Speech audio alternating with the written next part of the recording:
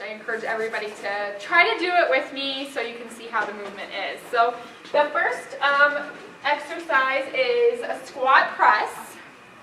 So a squat press, I encourage if you have dumbbells or any type of weight at home to use those. So you would actually hold your arms up like this, have your feet hip width apart, keep your back straight, and then when you squat and you come up, you're going to press. Down, press, down, press. Now the key with squats is don't let your knees go over your toes. So you want to look like you're sitting back and your butt's pushed out. So you can go back and that like you're sitting in a chair. So that's the whole point of the squat. So you don't want your knees to go over your toes, okay? The next one is a deadlift row. So like I said, if you have weights at home, even if you have resistant bands or something, you can use those. You can put them under your feet and hold on to it. So basically, your feet are going to be hip width apart again. You would have your dumbbells or weights in your hands, and you're going to go straight down, and then you're just going to come straight up, okay? So I'll show you what it looks like from the side.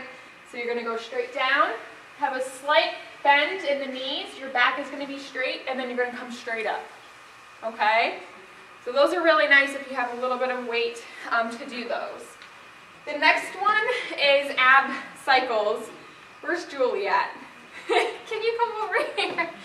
So I have a little bit belly bump, so I don't know if I could do these or not. So the ab cycles, you can get on the ground. So you're going to kind of be like this. I would say ab cycles, right? Like, aha. You want me down? Yes. So you're going to cycle like that, right? Like you're on a cycle. So you could probably hold on to the floor. I thought I didn't want to be able to do this, but I can. Okay? So, and if hold on to the floor so that way you're not putting all the pressure on your back. Okay? Because you don't want to like not have anything on your back, and then if you can, that's fine. But I don't know if I'll need you for anything else. Okay, Julie. You're welcome. All right, so then after you do those first three, you're going to rest for about 30 seconds to a minute. Catch your breath because you're going to be out of breath because I'm already out of breath now.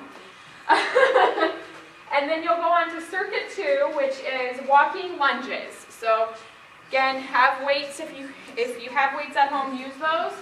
So walking lunges, you're going to keep them to the side, or you can keep them up here. So balancing, it's easier on the side. So you're going to go down. I already lost my balance. All right, so down, up, down, up. Once again, back straight. Your core is always tight, and you don't want your knee to go way over your toe. So straight up, okay? The next one would be sit-ups. So everybody know how to do a sit-up? Demonstrate a sit-up for us.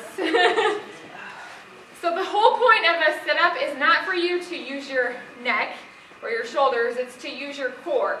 So you want to tighten your stomach and use your stomach to pull you up. That is the whole point of the sit-up.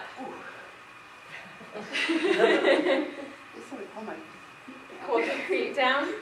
So a little trick that I would use is like my couch, and I'd put my feet under my couch to stabilize yourself, but use your stomach muscles to pull you up. Yep. Then we would go into leg raises, which, I don't know which one that was. Yeah, leg raises. So these are nice with resistant bands. If you have a resistant band, if you have a weight, you can hold it on this leg and kind of raise your leg that way. And hold another weight for stability, so you're kind of being stabilized, or hold a wall if you can't. But again, your core is going to be engaged. That's going to keep you stable, and you're going to lift your leg. Okay? So after that circuit, you're going to rest for about 30 seconds to a minute. Move on to the next one. which is seated rows. So that would just be, you're going to sit in your chair at home or wherever you're at. You have your weights, and then you would come down here and just row. Come up like that. So that's all that is, okay? If you don't have weights or if you have resistant bands, you can wrap the resistant band around you and pull it that way, okay? The next one would be push-ups. So if you're not a good push-up person, on your knees. So that's the, and just, you want to keep your back straight and don't put your butt up. So if you have your butt way up, that's not going to work. And then the last one is a 30-second plank. So has anybody done a plank before? All right. So planks are probably the best thing you can ever do for your abs. Sit-ups are great. I mean, you don't have to do those, but I personally think that planks are going to be the best thing that you can do because you're using your entire body. You're not moving anything as far as your back or anything like that, so everything's engaged. So you can do it that way, or you can do it on your forearms. Again, no butts up like this. You're going to be straight and keep that core tight. That's really going to strengthen your abs. So when you're doing other exercises that you need to stabilize yourself, you'll be able to do so because your core is tight. Okay? And then lastly, your cool down. So stretching, you never want to stretch cold muscles. So after you're done working out, just do light stretching, something that you're going to just get those muscles, fibers, stretch, which Jim, is that his name? Jim would be able to tell you.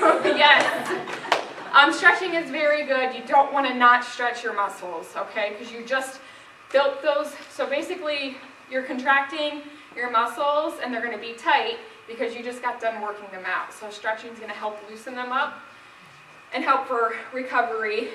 So the next time you do a workout, you're not going to be as sore.